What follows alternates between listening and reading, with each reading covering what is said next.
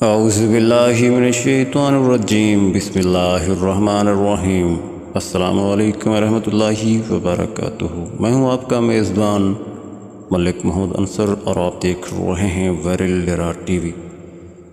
Dubai international airport پر دو مسافر طیارے آپس میں ٹکرا گئے۔ عرب خبر رساں ادارے کے مطابق دبئی انٹرنیشنل ایئرپورٹ پر یہ حادثہ جمعرات کی صبح پیش آیا، جہاں فلائی دبئی اور گلف ایئر لائن کے دو مسافر طیارے ٹیکسی روڈ پر آپس میں ٹکرا گئے۔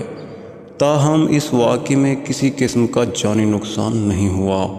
حادثے سے متعلق ایئر لائن فلائی دبئی کا کہنا ہے کہ ان کے طیارے بوئنگ 737 نے کرغزستان کے لیے اڑان بھرنا تھی۔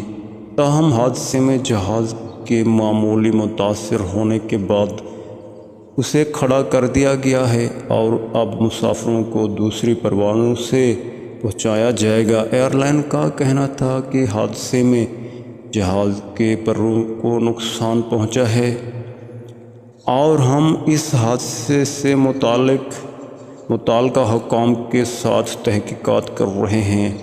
دوسری جانب گلف ایئر کا کہنا ہے کہ اس معمولی حادثے میں ان کا جہاز دوسری ایئر لائن کے جہاز سے ٹکرایا، جس سے ان کی دم کو نقصان پہنچا۔ تاہم ایئر لائن کی جانب سے دوسرے جہاز کی نشاندہی نہیں کریں گے۔